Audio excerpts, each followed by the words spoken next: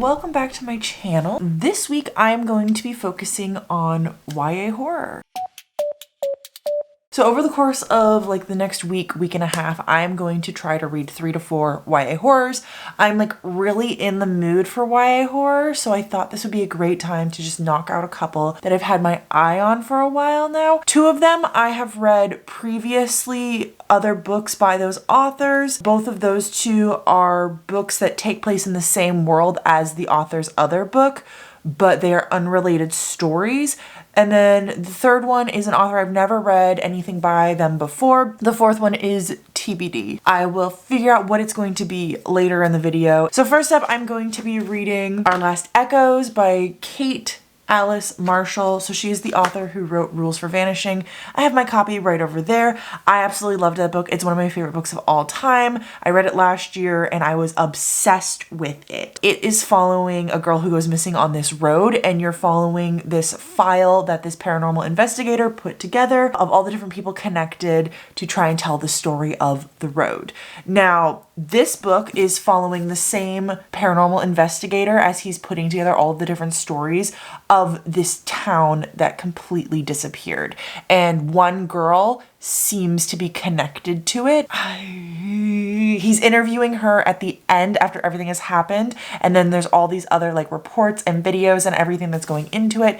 It is technically mixed media, but the mixed media elements are like not crazy images or anything. You'll have like scripts or Facebook posts or texts or stuff like that. I absolutely think this is going to be a 5-star. I am 35 pages into it. I just started it to kind of get an idea of what it's about so I could tell you about it. Second, I have also already started Sawkill Girls. This is one that I haven't read anything by this author yet, and I am 25% through that one. I've read about 100 pages. I started it on the bachelorette trip that I just came back from because I needed something to read. Sawkill Girls is really interesting. So it's about these 2 sisters and their mom. The father just passed away somewhat recently, and so the mom has to get a job on this island, Sawkill Rock or Sawkill Island, one of the 2. When they get there, there seems to be this other girl whose POV we do get, seems to kind of be possessed by a demon, and she has interest, definitely romantic interest in one of the girls, and it seems like this demon who's possessing her is trying to convince her to kill the other girl. And then there's this other POV, there's a 4th girl. We don't get both sisters' POVs, we only get one, so there's a 3rd POV, a 4th girl. Her best friend seems to have been like taken by this girl who was possessed by a demon, recently was taken. So that girl is kind of investigating it and trying to figure out what's going on. And girls have been going missing from this island for a while. So not only are the missing girls the Sawkill Girls, but also our 3 POVs are also the Sawkill Girls. It's interesting. I'm not absolutely in love with it, but I'm liking it, and I'll talk about that more later. The 3rd book that I am definitely going to be reading this week is There's Someone in Your House, and that is by Stephanie Perkins. So she wrote The Woods Are Always Watching, which I read a few weeks ago. I rated it 3.5 stars, but I heavily enjoyed it. It's a book that I really enjoyed, but I had to rate it a little bit lower because there were just some aspects of it that weren't like highbrow enough. I felt like it could have been a little bit better, but I think if I reread that book, I would rate it higher, to be completely honest. I don't know what There's Someone Inside Your House is about, but once I start it and I learn, I will come and let you all know. And once I pick out a 4th book, I will also let you all know. I have officially made it to page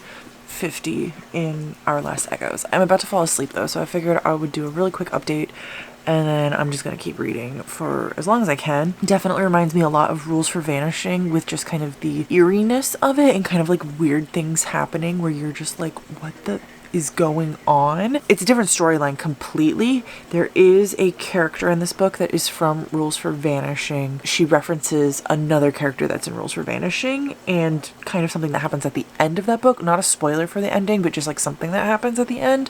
But other than that, the other book, I would say you really don't have to read it before you read this one. There is kind of a twist that happens in Rules for Vanishing that would be spoiled for this one, but I don't think it would be super crazy. So the whole entire island vanished years ago, 15 years ago, and our main girl, her mom vanished with it.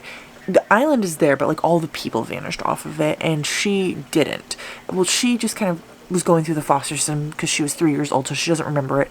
But she gets this mysterious call asking about her mom's disappearance, and she was always told that her mom had died in Montana.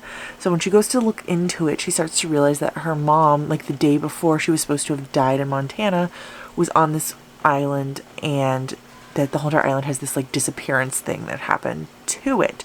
So she's very suspicious and decides to go to this island, and the way that she gets to it, because it's a very remote, deserted island, barely anyone's there, there is a workforce there who is like looking into the birds that live on the island, and so she fakes that and goes to like be an intern for these bird people. So when she gets there though, she finds out about this story of this like ghost girl who supposedly was like found offshore of this island 15 years ago. She thinks that was actually the story of her and how she got off the island, and now weird things are starting to happen to them. So already we've had a couple of times she thinks she sees someone like off in the distance, and when she gets closer, something bad happens, or it's not actually a person, or we've had a couple of other people do some hallucinations and like catch it on video.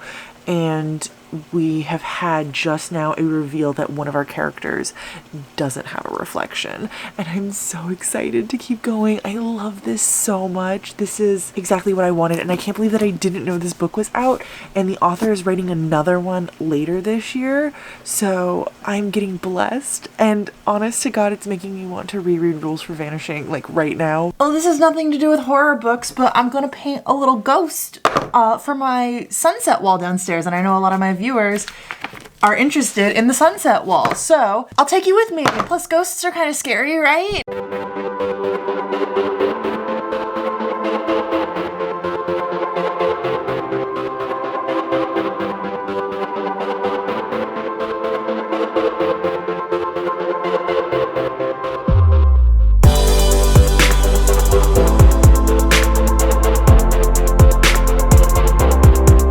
I am so close to halfway. I think I'm like 10 pages away, and I'm absolutely loving this book, guys. So I've kind of already told you what it's about, and because it's a horror, I don't want to give away any of the details of the story. So this will probably be my last time checking in before I finish this bad boy, but I do hope to finish it up this weekend. So it is currently Thursday. I haven't finished up my reading for this evening. There's still plenty of time to read. So I am going to go for my walk. I'm going to come back and shower, and then I'm just going to sit and read for the rest of the night. I'm hoping I can get another 100 pages done. I don't know if that's possible or not. We shall see. Good morning. So I actually finished up Our Last Echoes yesterday, but as soon as I finished it, I had stuff to do, so I didn't get to talk to you about it. Absolutely loved that ending. I really enjoyed this book as a whole. I'm so glad I found it, and I'm kind of excited that I didn't know about it before it was published. It was published in 2021, so I've had like a year. I could have been reading this book, but I hadn't because I didn't know about it. But what was amazing about not knowing about this book is I didn't have to wait. Like, I literally found out about it and I ordered it that day, and it arrived the next day, and I was able to read it. And that was just such a beautiful feeling, especially for the book to be 5 stars. There was a period where I thought maybe it was going to be a 4-star. I thought maybe it wasn't going to live up to Rules for Vanishing, even though I was really enjoying it. I just didn't quite think it had those vibes. But the ending really did it for me, and when I look back on it, the horror elements were superb and the storytelling was superb. This one was definitely more of a thriller than Rules for Vanishing. Rules for Vanishing was flat out horror. This one had horror elements, and it even is on the back described as a psychological paranormal thriller with horror elements, and I would say that that is accurate to what this is, but it did have those horror vibes, so it gets to stay in the YA horror video. There's this constant idea throughout the book where you don't know if the people you're talking to are real, because there are these echoes, which are creatures that can steal people's voices and bodies, and basically all they want to do is kill other people, and so they go out pretending to be someone you know, and it's really this echo. So there's that concept. And then they also introduce the concept that when echoes first turn into echoes, they don't know that they're echoes, and so that you could be an echo and not even be realizing it because you have all of your memories and you don't realize you're an echo for the first like few hours. So that was crazy to think about. And then they also introduced the concept of this like mirror world where our main character could get pulled through reflections, and in the mirror world everything is the same except slightly off. It just felt constantly like I didn't know if we were talking to real people, if we were real people, if we were in the real world. And I loved that combination so much. Writing fantastic. I really love the mixed media elements throughout. It helps you get through the story really quickly, and it adds like a bit of intrigue because basically some of the videos are from other people, and so to follow those storylines you have to get back to those videos, and you don't know what's happening to those people in between when you're reading the rest of the story. And it really opened up the world that Rules for Vanishing and Our Less Echoes takes place in, because they are in the same world, if I haven't mentioned. It's hinting at another book, possibly a couple of other books. I know she has a book coming out in August. It's like Our Fleeting Shadows, I believe is the name, and so I will be pre-ordering that if I don't find a way to get an arc of it beforehand, and I will be reading that then. So I'm very, very excited about that. See, like that book, I can't just find out about and read instantly, which is so disappointing. Okay, so the plan for today is to start the audiobook. I don't have my phone on me, and I can't remember what the audiobook. It's like there's someone in our house, or there's always someone in our house. I'm gonna try to finish it today because it is only 9 hours, and generally speaking with thrillers, audiobook thrillers or audiobook horror, I tend to listen to them in one day because I'm just too invested. Good morning. I've been leaning on my face apparently while listening to my audiobook. I have officially started There Is Someone in Your House, and I am 30% through it. I'm enjoying it so far, but I'm not in love with it. I don't know how I feel really about it, but I also remember with the previous one, the Woods one that I keep mentioning, that it really didn't pick up until the 50% mark. So I'm fully expecting this one to like around that point. But I also will say I don't enjoy the first half of this one as much as I enjoyed the first half of that one. What do we have so far? We have this young girl. She's in high school. She just moved to Nebraska from Hawaii.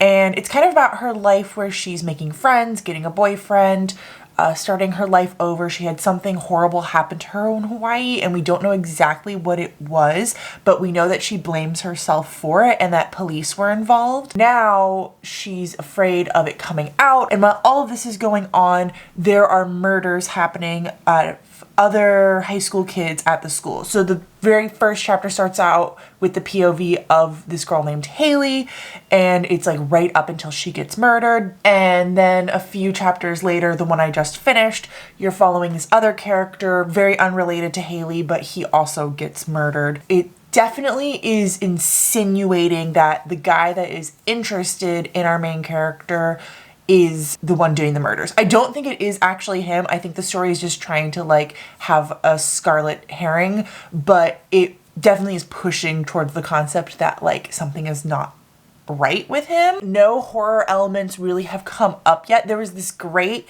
thing that happened in the first chapter with like this egg timer, and it was really spooky and I enjoyed that.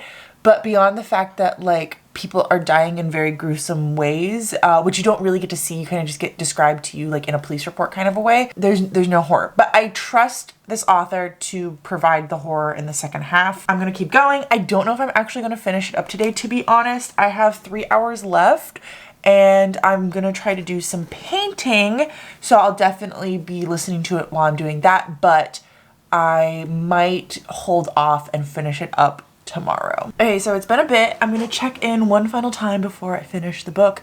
I am at 77% through, so I have exactly an hour left on ×2 speed.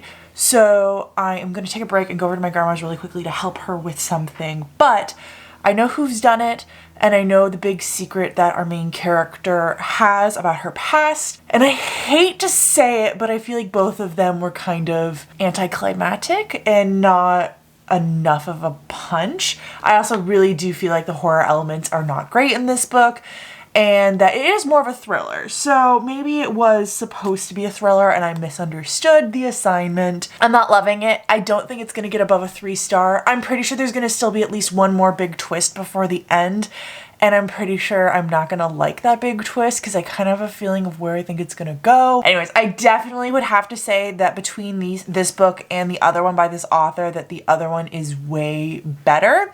I think people on Goodreads are somewhat agreeing, although neither of them have like amazing reviews online. So I would say just skip this one so far and just go straight into the other one. Although it's not a bad YA thriller by any means. I think it was a fun listen. I'm enjoying myself. I don't regret reading the book. I just don't think I would ever reread this one, and I would reread the other one, which is saying something because I feel like a lot of thrillers aren't worth a reread. So I finished. It wasn't great.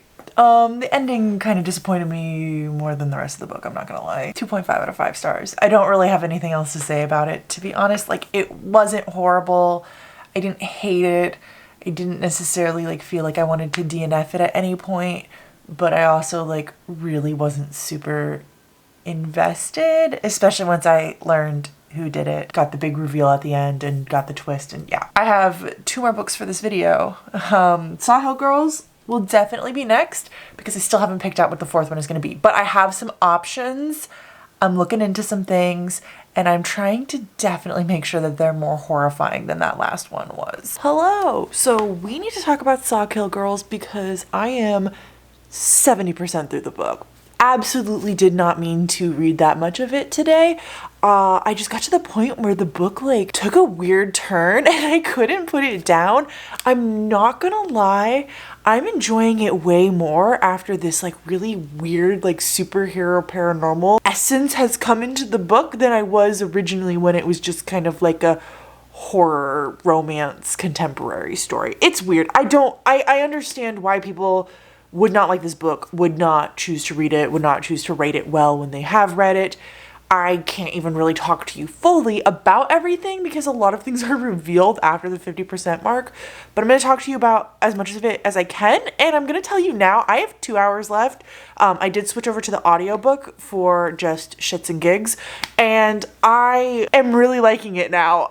Originally, I didn't think I was enjoying the book so much, and I thought I was going to rate it maybe like 2 stars, and now I'm like, maybe like a 3.5. I don't know. It's all going to depend on the end. One of the reasons why I wasn't enjoying the book at first, because they flat out tell you in Val's first perspective that she did it. She's the bad guy. She murdered all of those girls, and that she's been like haunted by this demon devil creature who's trying to like take over the entire island, and she has to sacrifice these girls to him in order for him to get stronger. And it's something that her entire family's been doing over the years, and that she's now taking it over, and it's not necessarily something that she wants to do, but she feels like she has to do it. So I didn't love that they like came forward and just told me like the whodunit the entire time, but now that I'm past the 50% mark, I'm starting to realize the reason why she told me this is because that is not the main part of the story.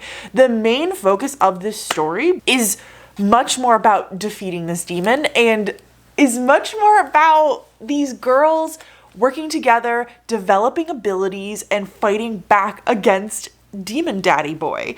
And it's so weird because I kind of hate every single one of these characters. They are the worst. And normally that's something that really turns me off of a book.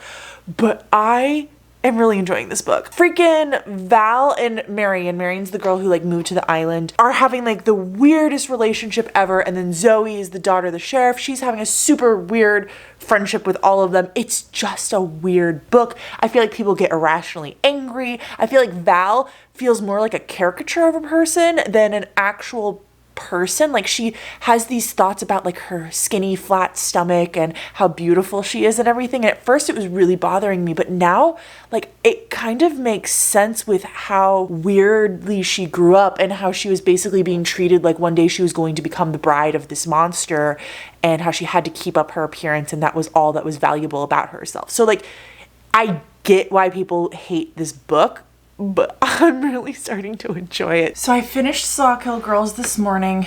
I really enjoyed it. I actually really liked the ending, which is funny because I feel like on paper I should not have liked that ending, but I did, and I can't like fully explain why, to be honest.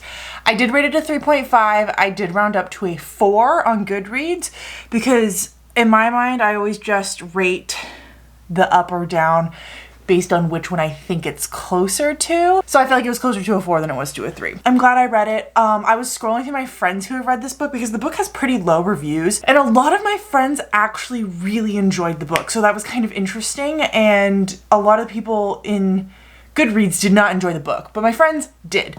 So I'm not alone. I knew I wouldn't be alone. I just thought that it would be a little bit harder for me to find people who really enjoyed it. Now it is time for me to pick my next read, my final read for this video. I'm not sick, but I feel like something's coming on. So I'm gonna try to be drinking this while we kind of talk about the 2 options I have here. So I've picked out 2 audiobooks that my library has. I've already borrowed them. I read about them like last week and just checked them out, and I honestly don't remember anything about them. So I'm gonna read about them again right now, and if they both are like equally interesting to me, I'm gonna try a chapter of both of them. And if I pick one, eventually one will be picked. Oh, that's actually not too bad. The first one up I have is The Girls Are Never Gone. It's a 10-hour audiobook by Sarah Glenn Marsh, categorized as romance, young adult fiction, horror, and LGBTQ+. So the top of this book says The Conjuring meets Sadie in this queer ghost story about 17-year-old podcaster Dare finds herself in a life or death struggle against an evil spirit. So I did really enjoy Sadie a lot. Dare Chase doesn't believe in ghosts, but as the host of Attachments, her brand new paranormal investigation podcast, she knows to keep her doubts to herself if she wants to win over listeners. So it sounds like this girl has a podcast where she talks about paranormal events and ghosts, and she has to pretend that she believes in ghosts in order to get listeners, and then she starts to actually believe in them when she goes to investigate this haunted house for her podcast, where she might be falling in love with someone, possibly. Other book option is The Appearance of Annie Van Sinderin? Wow, I really messed that one up. And this is by Catherine Howe. I don't think I've read a book by either. And this is categorized as romance, historical fiction, young adult fiction, horror. So it says, it's July in New York City, and aspiring filmmaker Wes Ackerman, thought I was going to say Wes Anderson, has just arrived to start his summer term in NYU. While shooting a seance at a psychic's in the East Village, he meets a mysterious, intoxicatingly beautiful girl named Annie. As they spend time together, Wes finds himself falling for her, drawn to her rose-petal lips and her entrancing glow. There's just something about her that he can't put his finger on, something far away and otherworldly that compels him to fall even deeper. There's a little bit more to that. I'm definitely way more interested in The Girls Are Never Gone. I also think that that cover is horrifying, so it gives me the right vibes that this is going to be more horror-based than The Appearance of Annie Van Sinderin is, I think, going to be more historical fiction. Good evening! It's the next day, and I am 40% through Girls Are Never Gone. I like the book. It's fine. It's not really doing anything special for me, and I'm kind of bored. But I don't hate it, and I plan on finishing it. I think the narrator does a really good job. I think her voice sounds like she's reading a podcast, even though it is a novel type story. The first chapter and the last chapter are actual like podcast sections of an episode. They're not very long, but, well, I don't know how long the last one is. I haven't gotten there yet.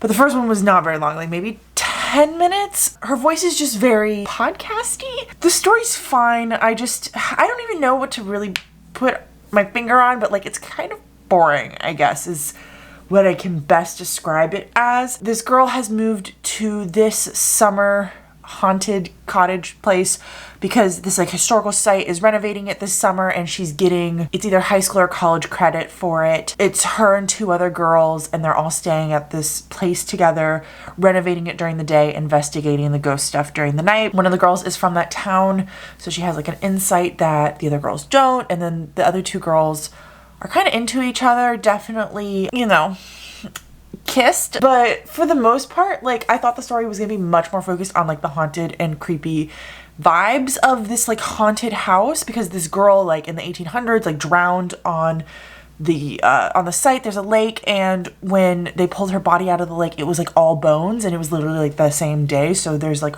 all this mystery around this death. We're not getting a lot of that. I'm hoping the book will focus more on that as we continue. Well, it's been a few days, and I am editing this video, and I realized I never actually concluded the final book or this video as a whole. So we're gonna chat briefly right now about it and then we'll be on our way.